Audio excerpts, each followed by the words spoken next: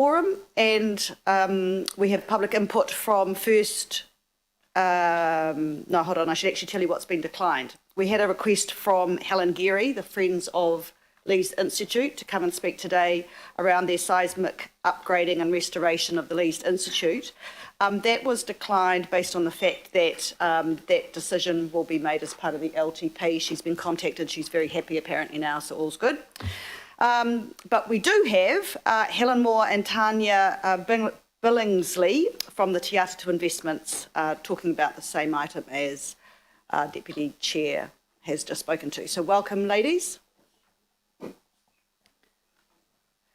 There is a microphone in front of you, and on the right-hand side it says talk, little talk button. You press that and the light goes on and you're all good to go. I believe you have a PowerPoint presentation, which we have. You just tell us when you, oh, it's up. Good. All good. Inga mana, inga reo, tēnā koutou, tēnā koutou, tēnā koutou katoa. My name is Tanya Billingsley and I'm here with my mother Helen Moore as the principals of Te Atatu Investments. Thank you, Madam Chair, for the opportunity to speak to you all. We've owned the Te Atatu Peninsula Supermarket for close to 25 years.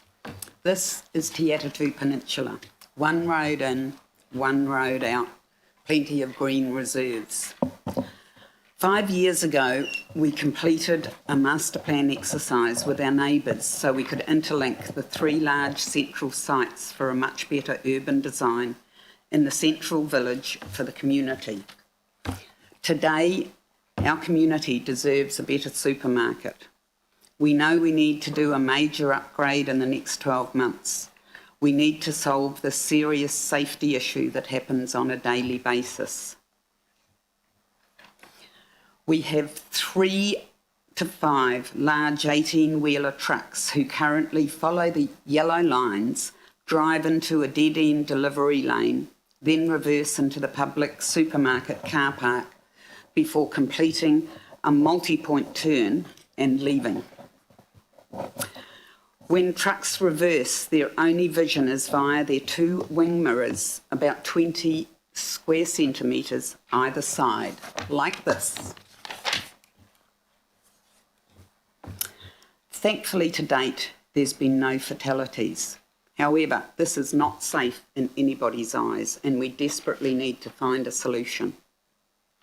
We wish to buy the pocket of 320 square metres of land marked in red from the council to enable us to build a dedicated and protected safe delivery lane which will take the trucks behind a landscaped wall with a left turn only back onto Te Atatu Road.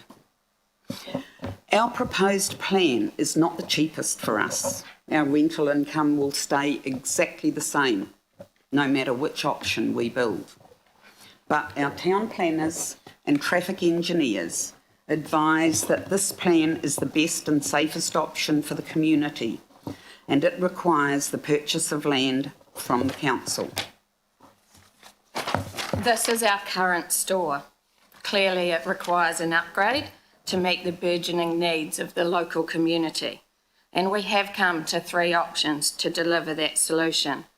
Currently we have a 2,200 square metre supermarket, and taking into account the peninsula's population growth, we will be expanding it to 3,000 square metres this year with any of our 3 options. We must deliver one of them in the next 12 months, and all 3 of them do meet town centre regulations. These first 2 options have been put on the back burner by our traffic engineers, urban designers. It is believed these 2 aren't the safest solutions and will limit town centre connectivity, and these first 2 options don't require the purchase of the strip of land. Both of these options have trucks completing turning circles in the car park, and they also don't resolve the safety problem of dispersing people behind parked cars in the community library and connecting the 3 main large town centre sites. Professional consultants have concluded that this option 3 is the preferred option. It is the safest and it provides the best long-term solution and urban design for the town centre. This solution creates a dedicated truck service lane. It keeps the public safe and requires no truck movements within a public car park. It will be secure and architecturally designed, and there are many similar examples operating right the way around Auckland: Ponsonby, Linfield, Milford, to name a few. Our option 3 upgrades and extends this existing walkway and links right back through, creating a central footpath right back to the large site at 3 Pringle Road, which is currently not connected to the village. It keeps pedestrians safe, provides landscaping and CCTV. In option 3, pedestrians and cyclists will have priority on this new footpath design. Trucks will only turn left as they come out of those monitored gates, and they will not cross the centre line. In hindsight, we didn't provide the local board with sufficient information about all the benefits our proposal would have to the community. They didn't have these visuals demonstrating the safety aspects and pedestrian priority, nor did they see the other options we are considering, and that was completely our error. Our preferred option 3 future-proofs the town centre to be able to work together, solves existing major safety concerns around the area, and it enables us to work with neighbouring landowners in the future with the centralised laneways. The centralised laneway marked in blue links the back 3 Pringle Road site.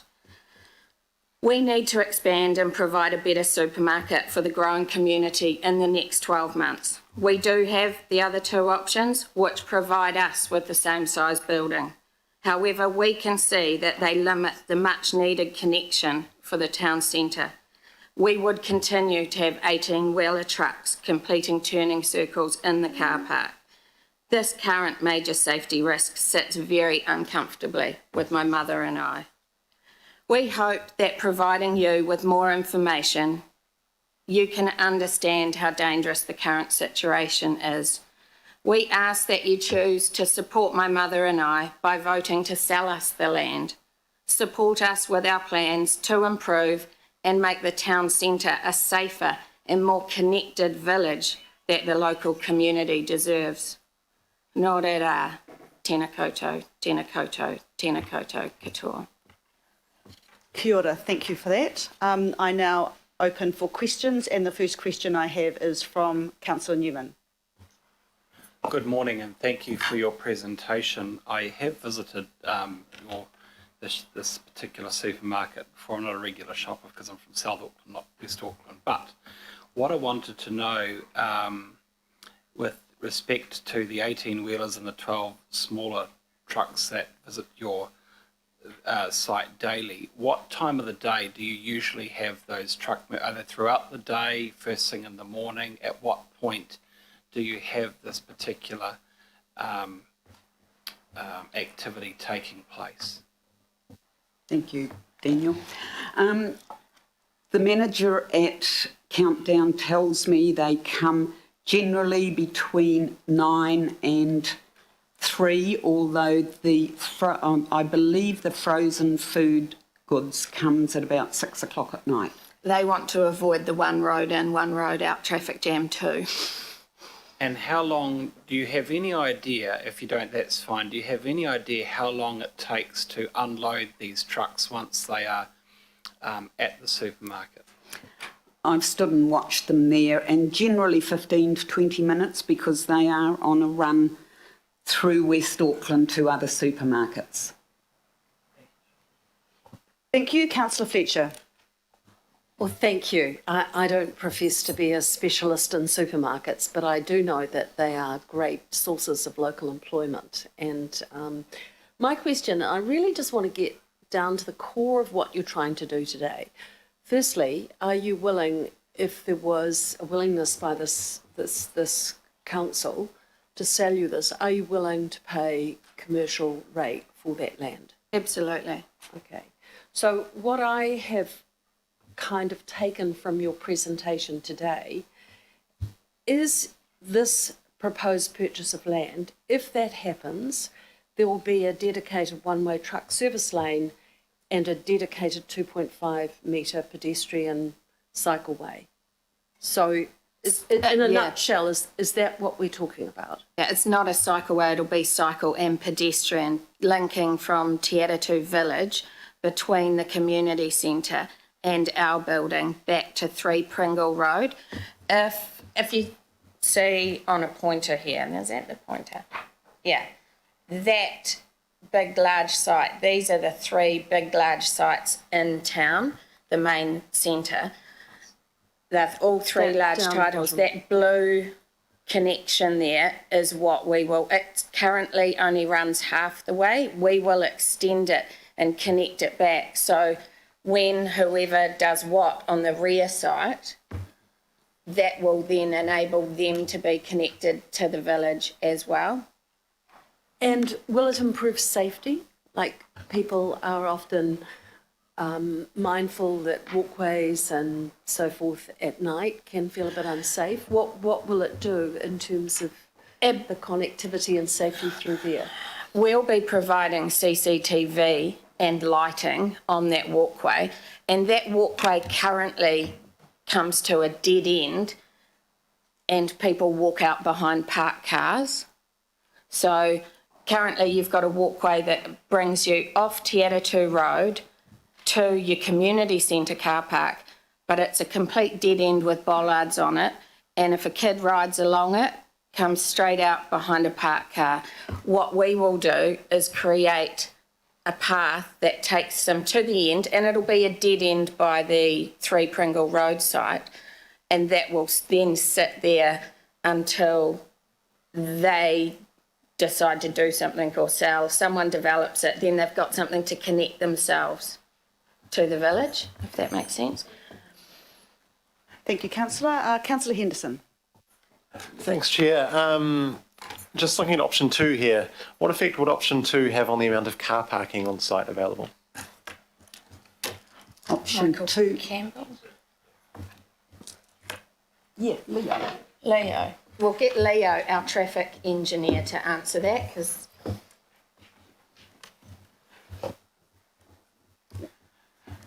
Morning, councillors. It will I can reduce take it back It's a to... simple answer. It'll reduce the car parking on the site.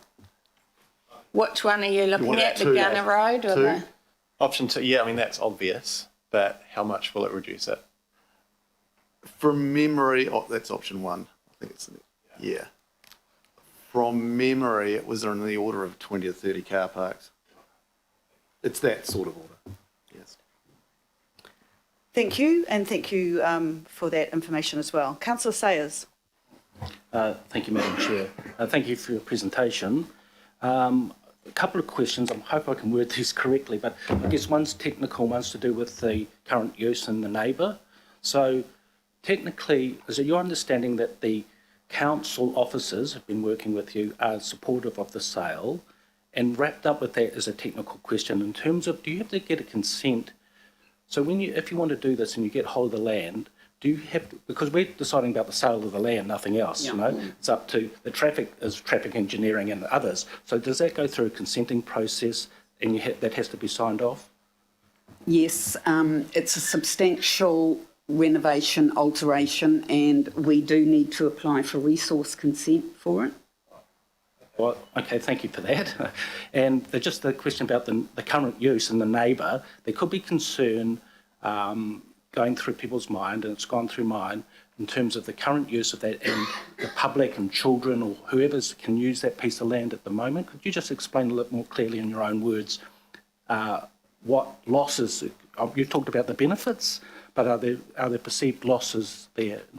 What the car parks that the library will lose on the left-hand side will be replaced at the other end of the...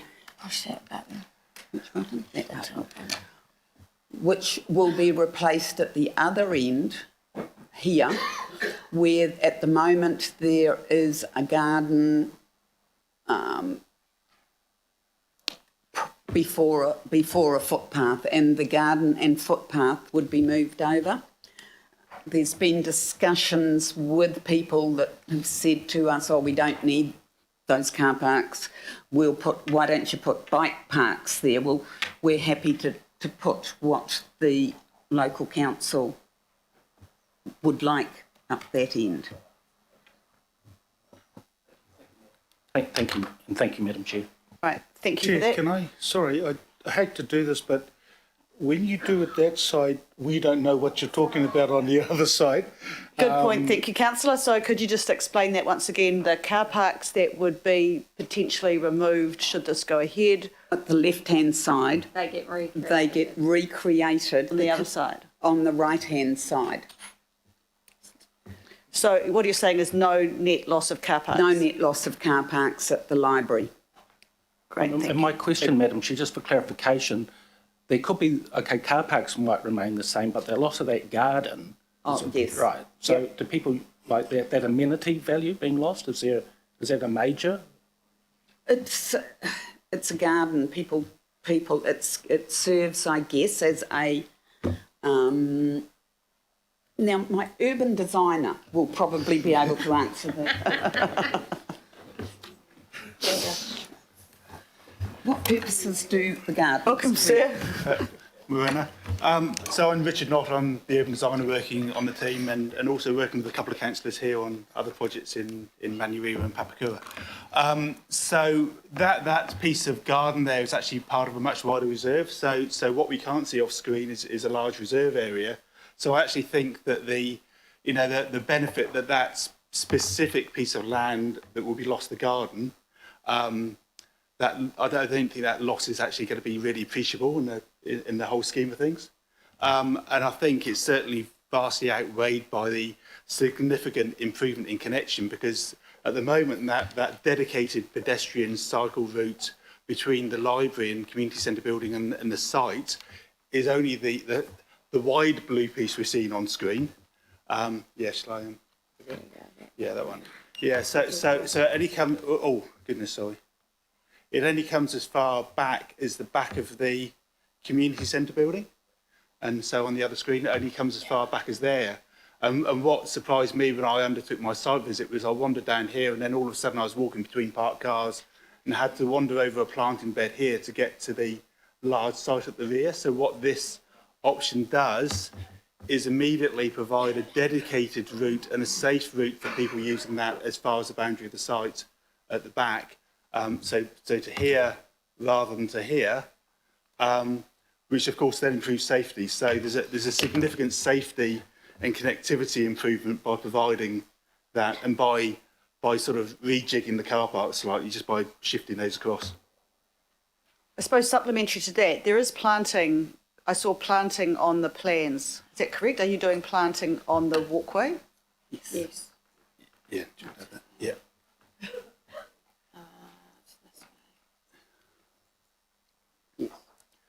So what we have on the walkway is at the street end of the walkway in particular and further back, there's planting alongside it. The wall along the boundary of the two sites is also decorative. So that's a significant improvement on the current appearance as well. So physically, it will look much more attractive than it does looking from Te Road down the laneway. And in relation to those issues of safety, there's already windows on the side of the community centre and library building here, which overlook that first section of the sort of more enclosed part of the walkway is already well overlooked by windows. Okay, councillor. Thank you, councillor Coombe. Tēnā koe, Madam Chair, te Marie. Thank you for the presentation. I was happy to meet you, Tanya, to go through this because I wasn't familiar with the site and the proposal. What I'm just trying to really understand is what is in the public interest and what is in your own interests in terms of the development. So I'm just curious to know that if you've got safety issues on site, that is obviously something that you need to deal with. It's not kind of our problem, so to speak, in terms of resolving that. So I'm just wondering, Why is there not an option that shows us the truck movements that would be entering from Gunner Drive and out onto Te Atu Road, but not needing this pocket of land, and how you would design it so you achieve those safety outcomes that you're looking for?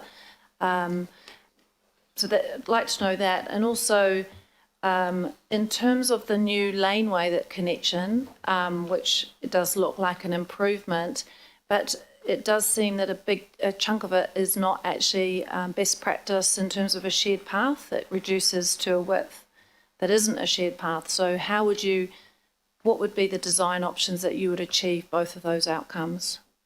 Good on. Go, Leo. The first question,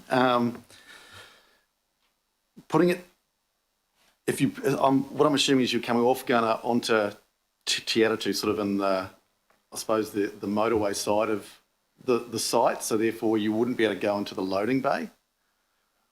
You'd have to rearrange turn the whole building around. I think if that's what I'm assuming, I'll grab that, can you? Yeah. Go. Which one was it? Would you go through the car park? That one, I think. Yeah. So if I'm right, you're meaning, I'll go on this one because you'll probably see this one. You're meaning the trucks come in here and go sort of out here? No, I'm asking to do that exact design, but you don't have that strip of land, but you must have to reconfigure the supermarket, presumably to use more of the car park or more of the building, move the building, yes. but to still have that same traffic movement, which we are saying is that's the best safety outcome Yes. for truck movements. So what would be, if this sale doesn't go ahead, you've got to design it in the safest possible way. You're saying the safest possible way is trucks in off Gunner, out of Te Atu. Correct. So how will you achieve that if the sale doesn't go ahead? If you're saying that's the most safe. With this safe option, you'd have to rebuild the building, I think, and move the building. You'd basically need to come through the back of here, up through this part of the building and then out. Okay, so it's a cost kind of, and Yeah, because from my professional point of view in terms of traffic safety, this is the safest option. So yes, that's where that would come into it. okay, so it's a design and cost issue. I think the big cost would be less parking, because inevitably you'd have to shift the building across, which means that you've got a smaller car park, and that is a cost in terms of the usability of the site, because of course a supermarket requires a car park of a particular size to function effectively and to provide the service that it's providing, and this would have quite a significant impact on car parking, because if you look at all those car parkings immediately to the left of the yellow building on screen, in effect you would be losing at least that number of car parks by shifting it across the service lane width. Right, I think thank you. And just, can you answer please, just around the design of that? So in terms link. of your second issue, yes, it's a compromise ultimately. I mean, if we were to shoot back to those images that showed you'll see a specific image which does show that area of footpath as we can just go Other way. go back to it. There we go. Yep. If we look at the bottom right image, that's actually showing that piece of more narrow footpath. You could obviously create a wider footpath if you would have less planting. So that would be one option. We could actually look at removing planting and having some sort of climber on the wall or something which still greened it, but you would have less planting but more footpath. I think that that's 2.5 I'm told wide there anyway, because the other one's wider than that up at the top end. So I think probably the perspective's a little bit misleading in terms of how small it looks, but certainly we could look at tweaking planting and having more footpath. That would be the easy way to start to address that. But as I said, it is a compromise, but ultimately it's still providing a significantly improved connection to what we have at the moment, because the connection stops at the back of the building and you are left currently to find your way through the car park along the back of reversing vehicles, because the direct line would be behind those parked vehicles. So it's still an improvement. Thank you. Councillor Hills. Kia ora. Thank you, Madam Chair. Thank you for the presentation. Just a few questions on, firstly, on the proposed truck movements out on Te Atu Road. Obviously, you've got the gate there, but because at the moment, obviously, it's not safe to be backing trucks, but you're backing them into a car park that's privately owned, but then you'll be bringing the new proposal. I know they're going front ways, but you will be taking large vehicles over the footpath space and then into a town centre. What kind of confidence can you give us that gate's going to be closed all the time, that it's not going to be far more truck movements? Like, it looks great from a picture point of view, but you're actually going to be bringing quite heavy vehicles right into a town centre instead of through the much quieter road at the back. I might be best to answer that one. A couple of things on that. The trucks are already existing in this area, so we're not adding any extra trucks, and they are already using Te Atatu Road because they actually go around the back at the moment. Yeah, but they're not. They're not currently crossing the main footpath and cycle route. Correct. And in terms of the gates, obviously that's a management issue. In terms of that, more than likely would come up in a resource consent type condition regarding that, which would cover it. But I suppose in terms of this design, we haven't solely relied on the gates. We've relied on setting the gates back some and having some low-level planting at the front, so there's that interaction, visibility between the driver and the pedestrians. We've also, whether it's clear or not, actually widened the footpath considerably along that section of road. At the moment, if you've been, it's quite narrow, widening it out to sort of 2.5, 3 metres to compensate for that as well. So it's not just the gate we're relying on. And also, from my recommendation, only allowing trucks to go exit out of there so they're going slow, only allowing trucks to go left out so they don't go over that pedestrian crossing. Okay. And do you guys own the retail on the corner? How long ago was that? Because I think it's great. It looks pretty cool. But how long ago was that? We completed that just over 2 years ago. And was this plan not considered when you, did you try and reconfigure the car park in the space then, or what you didn't have plans at the time? We are mother and daughter. We're not a multinational development company, and we do one bite at a time. We had the extension of the supermarket and the refurbishment of it on the plan, but it was just going one step at a time. We purchased the old post office from a local family there last year or the year before. Without that, we couldn't do this. And when you're talking about the trucks, before for Leo, at the moment, the large trucks go right through that village centre and around the block. Where are we? And around the block, right around there, before they come back round here. I've been in discussions with Mark Love, a senior planner at AT, and we have verbally agreed that if we purchase this land, they will work with us to redesign this corner here, and we will reconfigure it as part of it to bring the trucks in off Te Atatu Road at Gunner Drive. At the moment, they can't go around the pedestrian island. Okay. So we've agreed that we'd bring them in here and take them there, so they won't be going through the whole village first. Does that mean you'll be removing the pedestrian island? No. Okay. And my last question, just on, I guess it's more of a comment for answer, is that it's great that you're trying to realign the middle walkway, but at the moment it's going to a privately owned space. But the unfortunate situation is, on the other side, you'll be actually moving the alignment of the other walkway, which is currently protected by that garden and the outdoor space outside the library. So I guess for me, it's like the suggestion that it's all good because you've aligned to a private, that the other footpath actually will now go on a dog leg away from, so it's technically not better for pedestrians in the short term until maybe there's a reconfiguration? I guess just the language. I think my sort of urban design or master planning response to that would be the fact that the site that you would be providing better pedestrian and cycle connection to is the very sort of site that you would wish to encourage redevelopment of in the town centre. The tavern site, you know, it's quite underutilised. I'm not sure that even all of the buildings currently used at the moment, it didn't appear to be when I, you know, have undertaken site visits. It just appeared that part of it is just used throughout the day.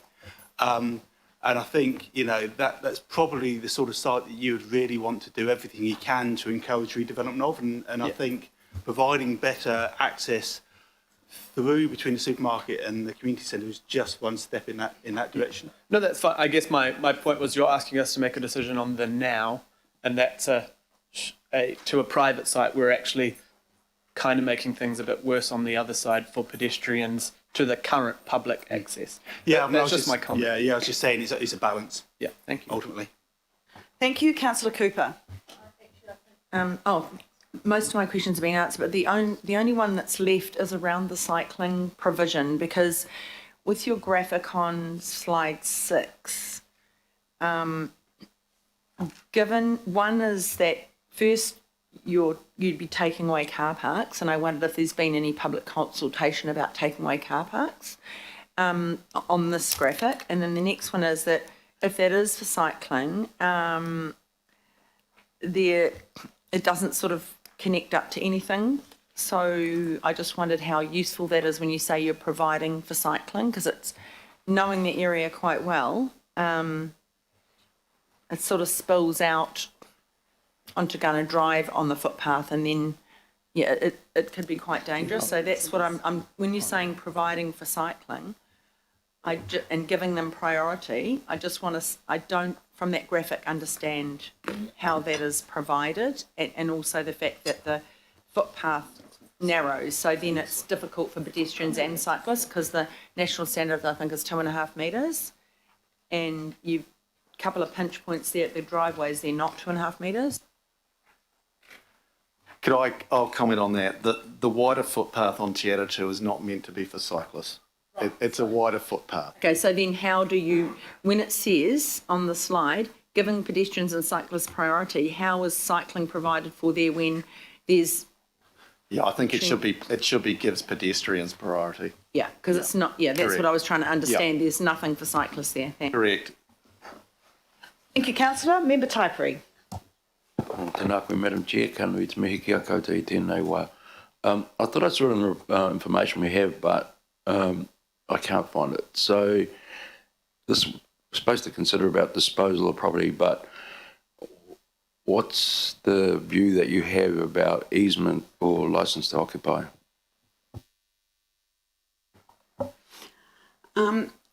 We've been in discussions with the property advisors at Auckland Council for probably 2.5 years. Their advice was, as far as they're concerned, they don't see the need to retain that piece of land, so it would be up for sale. But we don't have as the adjacent landowner, we don't have a view on that. So can I just clarify that you'd be open to an easement or a licence to occupy? It depends what the council here decides. We would prefer, because those things do need to tie up with long leases when it comes to supermarkets, that would create probably, there's a time limit that you can have a lease on before it is deemed a... Let me just help a little bit to speed it up. I'm just keen to know whether you're open to that idea, because I intend to ask these questions further down the track. Yep. Kia ora, thank you for that. With no further questions then, sorry, Chris, you did, I apologise. And just Councillor quickly, Leo, and what attention did you give to the transport design manual?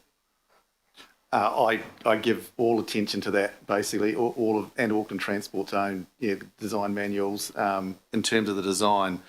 And particularly looking at, in this case, the vehicle crossing is particularly look at that, yes.